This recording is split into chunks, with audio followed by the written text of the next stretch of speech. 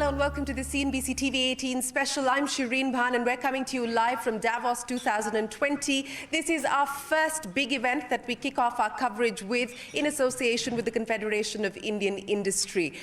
Davos is really about getting global business leaders, political leaders and civil society to talk about issues that concern the world. This time around, there's a lot of conversation around climate change, there's a lot of conversation around stakeholder capitalism and, of course, global trade and investment. Multilateralism is an issue that is being talked about here, but multilateralism, perhaps like globalization, facing a tough time, both in retreat. What can be done to salvage the situation is something that global CEOs are discussing. This is also an opportunity for governments to reach out to investors, and India has been doing just that for the last many years.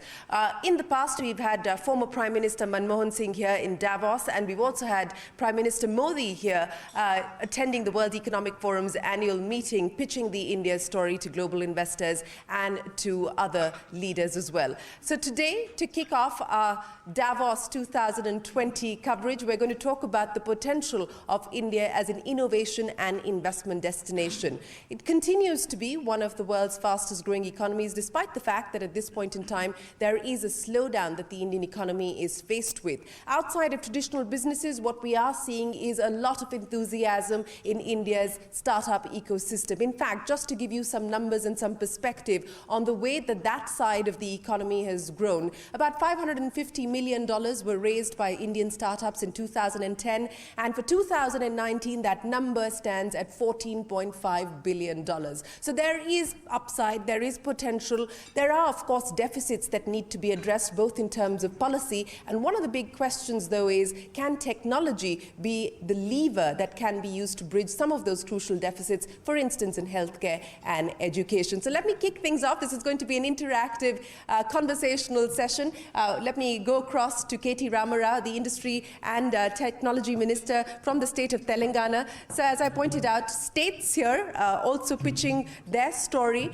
So you've got a little bit of the federal competition going on here in Davos.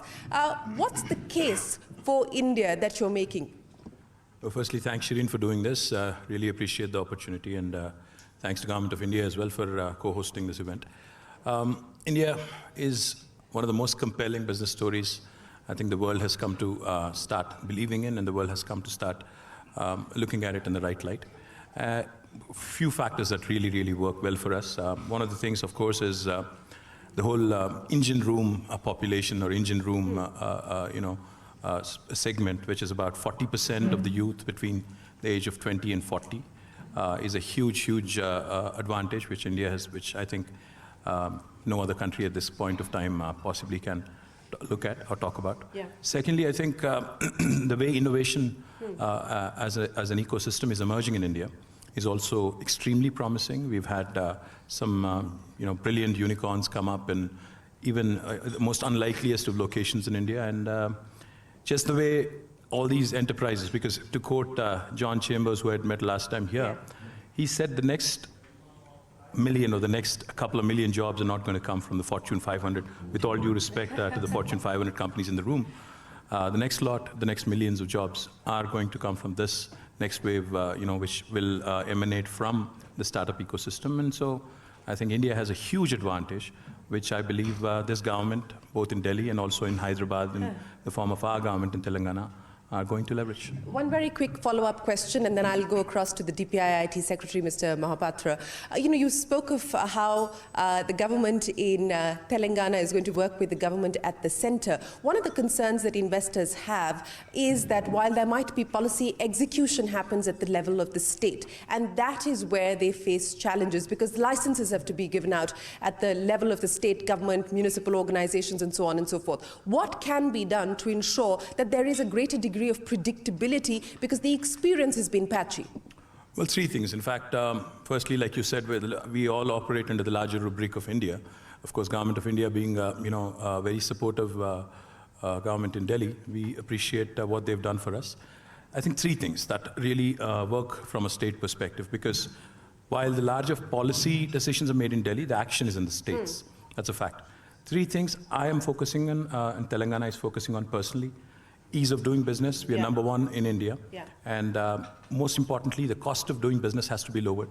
The quality of doing business has to be improved. So these three aspects bundled together. When I say quality of business, I mean the quality of talent, the quality of human resources, the quality of infrastructure. Yeah. And I'm a firm believer, and I've said this to Prime Minister Modi as well, I'm a firm believer in the 3I mantra. If India has to really propel itself into greatness, innovation, infrastructure, inclusive growth. I think these 3 I's put together is what is going to help our states emerge stronger, and obviously the stronger the states, stronger the nation. So therefore, we've been working very, very closely with DPIIT and Mr. Goel and his entire team, and Mr. Mohapatra, of course. We're thankful to them for their support, but I think a lot more needs to be done on the infrastructure space. Right. And while states continue to lead on innovation, I think infrastructure is where Government of India can come to our rescue. And, they talked about 102 lakh crores of rupees. Yes. So I'm hoping Telangana will get a big chunk of that. Everyone is hoping that they'll get a big chunk of that. But let me come to the DPIIT Secretary. As Mr. Rama pointed out, a lot more needs to be done. The question that I'm asking you is, in terms of future action, in terms of follow-up action to the reforms that have already been announced, what specifically are you going to be telling investors here? There's been a lot of speculation on the fact that outside of the corporate tax reduction that's happened, FDI and contract manufacturing that's been announced, that the government will provide further incentives to draw in manufacturing to India. What should we expect? Thanks, Shereen. Honorable Minister of Industries from Telangana described the Indian scenario quite well. I must say that what we are trying in Government of India is to firstly ramp up our infrastructure spending. And you have heard that Honorable Prime Minister announcement about that figure, and this will obviously go to the states, because states is where the land is and states where the action is. Secondly, we are going to further strengthen the startup ecosystem in the country.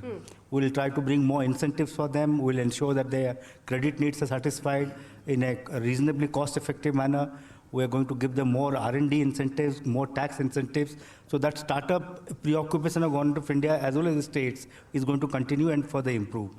Secondly, as far as investment is concerned, we are going to do a very strong kind of hand-holding with the potential investors who come to India, not only in terms of bringing all the Government of India regulatory departments at one place, and also to bring the states along with, give them all the information online, so that if he wants to go to Telangana, right from where he is in the world, he comes to know which site is available in Telangana, what are the downward and forward linkages available for that. So a lot of things will see investor certainty. How many state governments have come on board for this plan? Almost all state governments have come on board, and we have several rounds of meetings, and we are planning to further strengthen the investment framework that we have in terms of perfect handholding for the potential investors who like to come to the country. Okay. Not only Indian, but also the foreign investors. A quick follow-up question. The e-commerce policy, is it on the anvil? And the new industrial policy, when are we likely to see it? Both are on the anvil, both are under consideration. The e-commerce policy is slightly linked up to the data protection bill, which is now under the consideration of the select committee of the parliament. And we expect very soon we'll finalize. And as far as the industrial policy is concerned, it's not exactly an industrial policy in that way. It is basically to trigger and identify those factors which will propel us faster towards the $5 trillion economy target that the country has set for itself. Okay. I'll get to those specifics in just a second, but let me get other panelists in on the conversation as well. Mr. Arun Kumar of KPMG. Sir, you've been speaking with global CEOs who are looking at India as a potential investment opportunity, fresh investments as well as incremental investments. In light of what Mr. Mohapatra and Mr. Rama are saying, what is the big takeaway that you get from CEOs? Yeah, I think at the moment, every major global corporation has to have operations in India, either supporting the Indian market or using Indian talent for global use.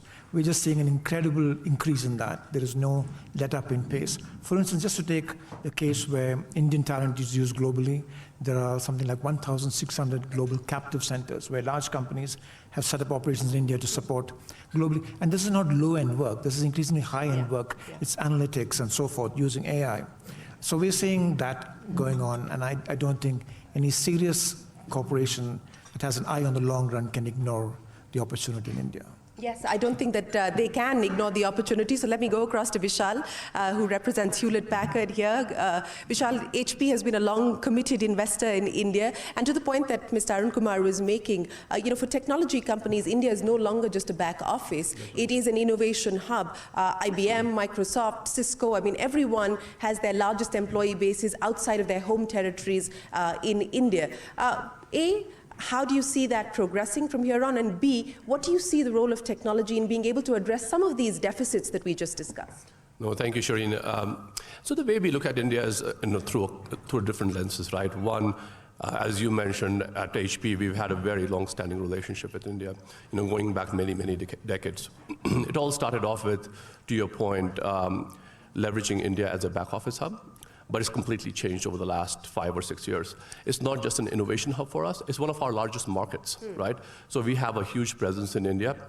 It's one of our fastest growing markets, actually. So we are in India not just for the innovation, the processing that we do, but as a market, it's where we are investing a lot of money. We are actually in the middle of making an investment from a manufacturing perspective right now. And so it's, so we are making the investments. We think there's a huge upside over time. Of course, there are challenges with any new market as you kind of, set up manufacturing, set up a footprint there.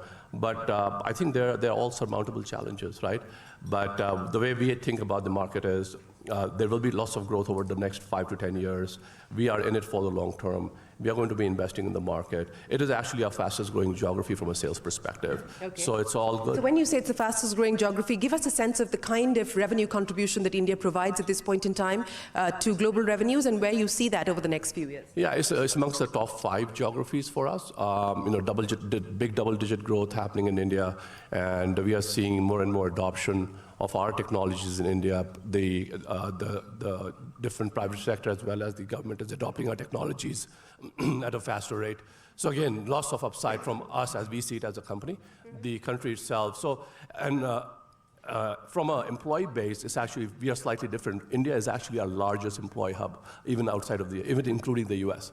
So it is our largest country in a way, if you think about it from an employee perspective. So big economy for us, big footprint for us, and a huge upside, and we are very, very excited about the opportunity.